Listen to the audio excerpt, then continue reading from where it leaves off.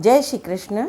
सम्मानीय अभिभावकों, आपको मैं सादर वंदन और नमन करती हूँ। आज मैं पेरेंटिंग के बारे में आपको कुछ बताना चाहती हूँ। मैं चाहती हूँ कि बच्चों के माता पिता दोनों ही इसे ध्यानपूर्वक सुने। मैं केवल 5 सूत्रों में अपनी बात कहूँगी। मुझे मालूम है आप सभी बहुत समझदार हैं, पेरेंटिंग के सूत्रों को जानते भी हैं, लेकिन मैं कुछ व्यवहारिक सूत्र और उनसे बच्चे के जीवन पर क्या प्रभाव पड़ सकता है ये बताना चाहती हूँ। मेरा पहला सूत्र है कि कोई भी माता पिता अपने बच्चों के भाग्य विधाता नहीं बने। एक निमित्त भाव से उनका लालन पालन करें। अक्सर हम सुनते हैं माता पिता कहते हैं मैंने बच्चों के लिए ये किया, मैंने बच्चों के लिए वो किया, मैंने इनको ऐसा बनाया, लेकिन वास्तव में बच्चा खुद अपना प्रारब्ध लेके आता है। उसकी नियति बिल्कुल निश्चित है।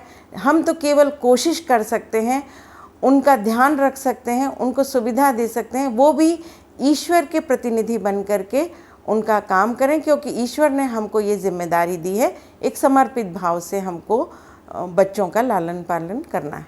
दूसरा सूत्र है कि हम उनके मन में भगवान के प्रति ऐसा भाव विकसित करें कि वो बच्चे हर संकट के समय भगवान को याद करें, और इसके लिए सबसे अच्छा माध्यम है गीता या उनके मन में किसी इष्ट देव की स्तुति। इसीलिए मैं हमेशा कहा करती हूँ कि अपने बच्चे के हाथ को भगवान के हाथ में दे दें, और ये काम जितनी कम उम्र में हो जाए उतना ही अच्छा है। तीसरा सूत्र है कि हम बच्चों में देने का भाव विकसित करें और बच्चों को ये बताएं कि हमको देने के बाद में यह अहम भाव नहीं आना चाहिए कि मैंने दिया, बल्कि इस भाव से देना है कि देने से भगवान खुश होते हैं, और देना मनुष्य का धर्म है और ये इस धर्म का हमको जीवन भर पालन करना है। चौथा सूत्र है उनमें सेवा की भावना का विकास करें, और दादा दादी नाना नानी की वो सेवा करेंगे और उनके मन में यह विश्वास जगाएं कि दादा दादी और नाना नानी ने हमारे लिए बहुत त्याग किया है, इसलिए हम उनसे कुछ पाने की आशा में सेवा नहीं करें, वरन इस भाव से करें कि उनके आशीर्वाद से हमारा जीवन बहुत अच्छा बीतेगा। क्योंकि आशीर्वाद को खरीदा नहीं जा सकता है और आशीर्वाद किसी बाज़ार में नहीं मिलता है, वो सेवा करने से मिलता है, और वो भी निष्काम सेवा।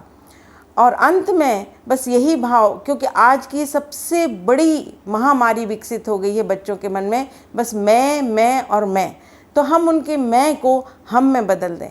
क्यों परिवार ही एकमात्र ऐसी पाठशाला है जो हमारे अंदर सामूहिकता का विकास करती है।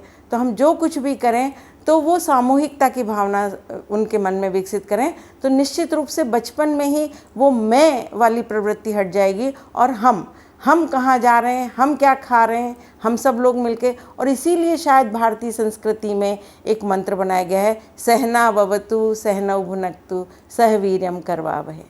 तो हम साथ मिलकर के खाएं, साथ मिलकर के बोलें और साथ मिलकर के हम कार्य करें।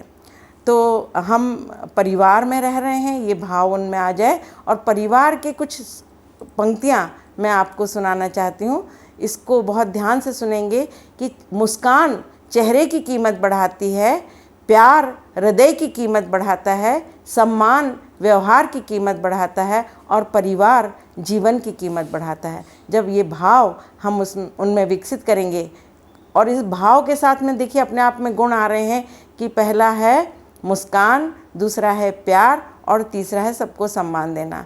तो मैं आप सबके उज्जवल भविष्य की कामना करती हूँ, और हमारा यह संस्कार ज्योति कार्यक्रम बहुत अच्छी तरह आप सबके सहयोग से संपन्न हुआ, और इस बहाने मुझे आप लोगों से बात करने का अवसर मिला।